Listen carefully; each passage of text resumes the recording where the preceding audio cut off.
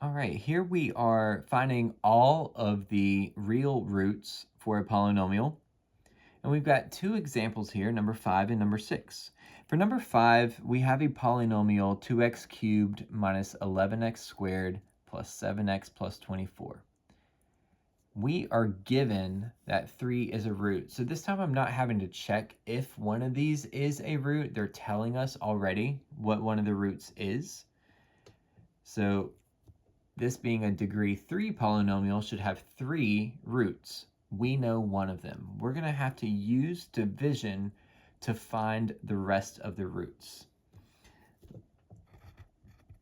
So I can say since x equals 3 is a root, we know what one of the factors would be. That factor would be x minus 3. So x minus 3 is a factor of p of x.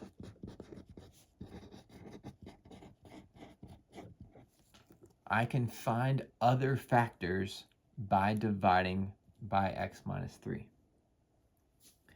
So I take that and do either long division or synthetic division. 2x cubed minus 11x squared plus 7x plus 24. All right, so we just do that long division process. X divides into 2x cubed, 2x squared times. We multiply that to the divisor. We get 2x cubed minus 6x squared. And we subtract that whole row. Or 0 here, but negative 11 minus negative 6 would be like negative 11 plus 6x, or 6. Would be a negative 5x squared, and we bring down our 7x. We divide again, x divides into negative 5x squared, negative 5x times. We get negative 5x squared plus 15x when we multiply, and we subtract that whole row.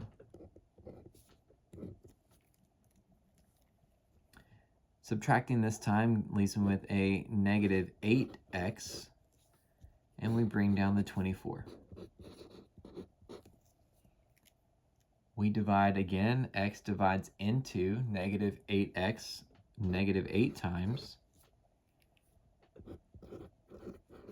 If I multiply that back through, we have negative 8x plus 24.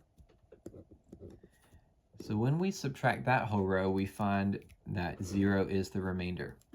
Again, this should not be surprising since we were given that 3 is a root, so x minus 3 has to be a factor of p of x. But that helps me write this in factored form. So p of x is x minus 3 times 2x squared minus 5x minus 8. If we need to find all of the roots, then I can see if this factors more.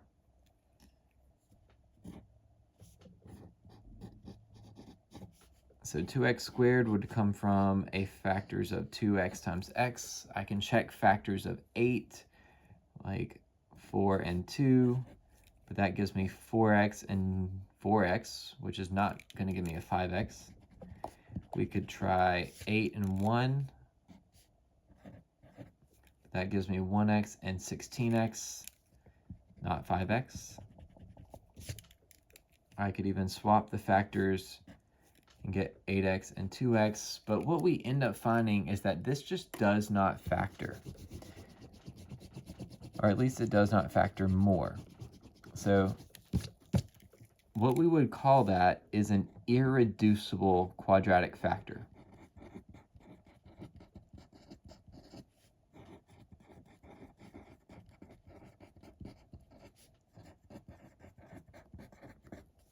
This x minus 3 is a linear factor. And we're going to use that terminology some. So where it says to factor it all the way, sometimes it might say factor is a product of linear and irreducible quadratic factors. But it also might say to factor all the way to linear factors. So for this one, we need to find the roots.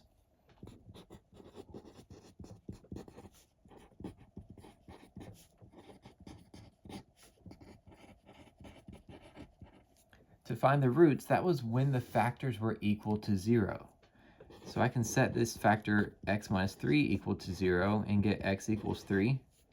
We knew that that 3 was one of the zeros, so that's not really surprising either. But if I set this other factor equal to 0, it's a quadratic set to 0. To solve that quadratic equation, we would try factoring, but we already know it won't factor more. So at this point, we have to use the quadratic formula. That quadratic formula is not going to go away. We have negative b, so negative 5, plus or minus the square root of b squared minus 4ac. In this case, it's negative 5 squared minus 4 times 2 times negative 8, all over 2a, so 2 times 2.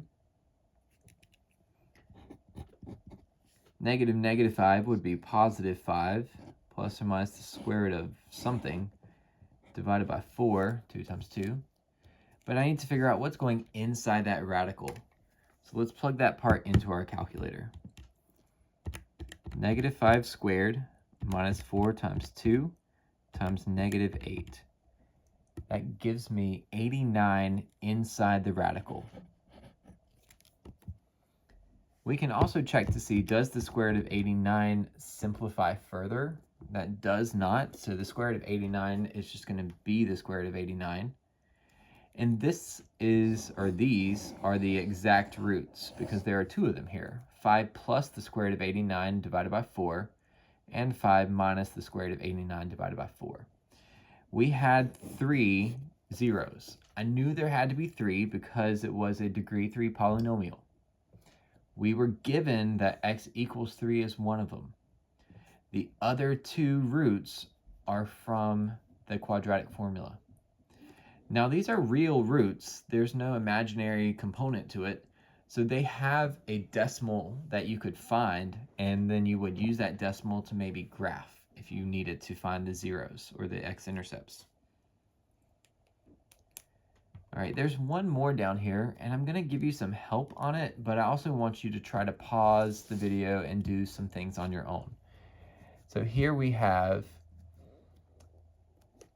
to find all of the exact zeros for p of x, and we know that x to the 4th plus 3x cubed minus 36x squared minus 176x minus 192 has a root at negative 4.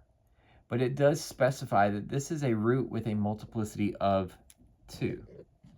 So our helpful hints for this are going to be, since x equals negative 4 with a multiplicity of 2 is a root, then we would have a factor of x plus 4 squared. We can use division to help find more factors. So we can divide by x plus 4 squared to find the other factors.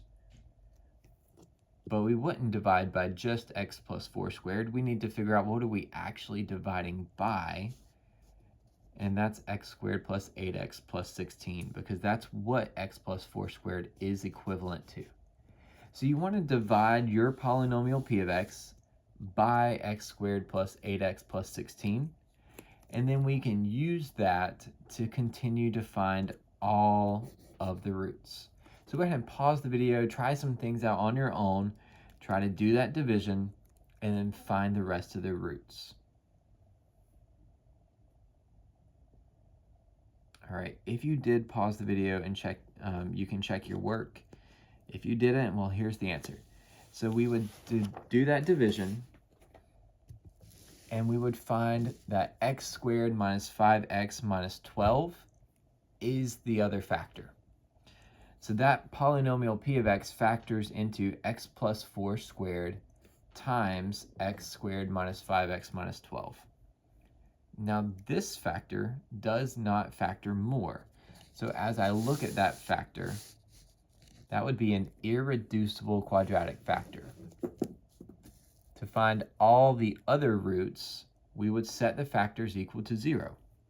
We already knew that negative 4 had a multiplicity of 2, But to find the other zeros, we needed to do the quadratic formula. And we would find that x is 5 plus or minus the square root of 73 divided by 2. There are 4 roots since this was a degree 4 polynomial. Negative 4 counts twice, and then there's one that's plus and one that's minus. So there's 2 coming from here and 2 from this x equals negative 4. All right, thanks for taking notes and doing this video. Hopefully that helps explain how to find the roots.